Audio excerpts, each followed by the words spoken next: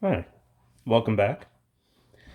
And now for revising a sonnet with the goal of having one sonnet that is ready to share, however it helps you to do that.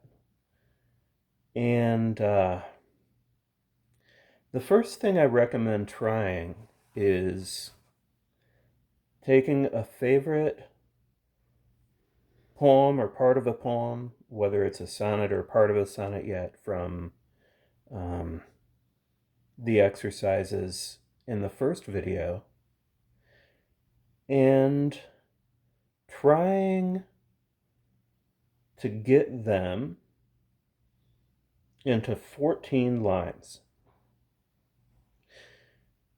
There have been a lot of different uses of sonnet conventions over the maybe 400 years that they've been around. And I believe personally that it's wonderful that so many different adaptations have been tried, so many different poems have been written that have had the word sonnet attached to them. Um, and I don't believe there should be any restrictions on that, really. If it's helpful to call a poem a sonnet, whatever it looks like, I say great. Um, for me personally, that 14 line convention that maybe was in the earliest sonnets. It was in early translations of Petrarch sonnets from a few hundred years ago, and I guess I've seen it in sonnets that have been published this century, 21st. Um, there's something about the trying for 14 lines, putting it four. Um, something about trying for 14 lines. Imagine those fingers plus 10. That really makes the sonnet matter in kind of a deep way. Um, and maybe for me, it's just that it's kind of an odd number. It's an even number, but odd as in strange, an unlikely number to try for. Like I don't know what I've usually looked for 14 of, uh, if anything else. So for me, there's a uniqueness about the 14 lines that can be really helpful to try. And I recommend, unless trying that really starts to give the poem its own coherence for you, looking at it as like mosaic, plugging different parts in from different poem drafts that you have, and just kind of letting that sit for a little while. Because the goal is to see what sticks. And from there, it can be helpful to work with sonnet structure. In addition to the 14 line convention, there have been different conventions in the way a sonnet progresses. Um, and I'm going to say the most common one might be that the first part of the sonnet, whatever that means to you, sets up something that gets resolved by the second part.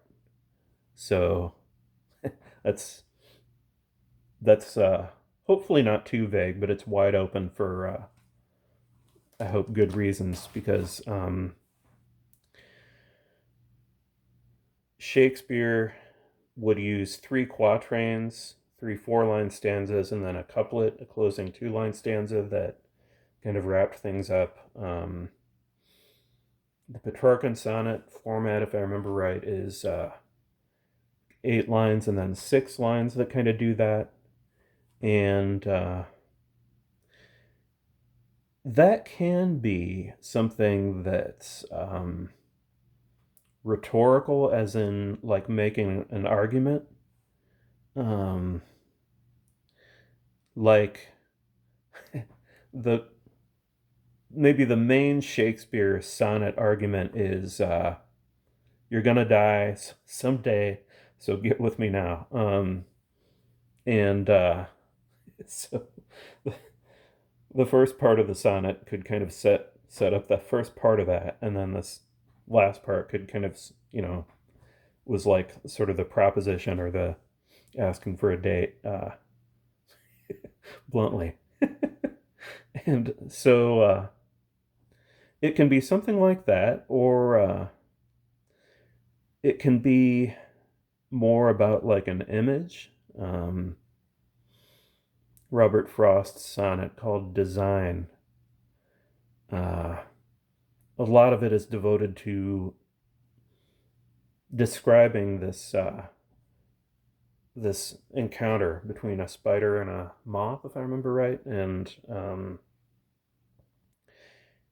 the couplet, the closing couplet, I'm pretty sure is "What but design of darkness to appall, if design govern in a thing so small," which is sort of like, I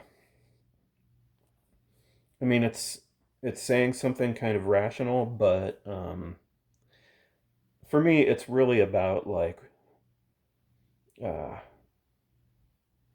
kind of closing the poem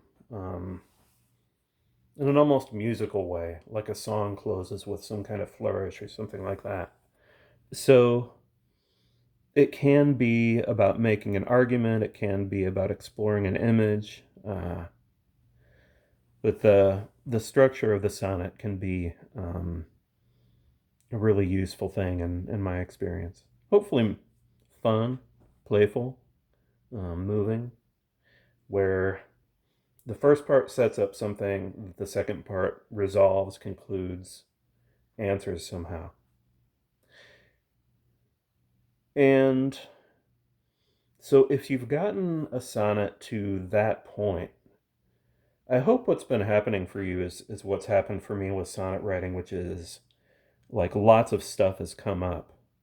Um, and at that point, sometimes I've gotten into this kind of mental competition between like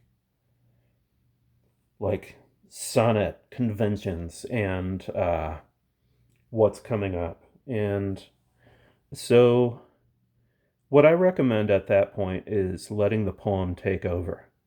Um,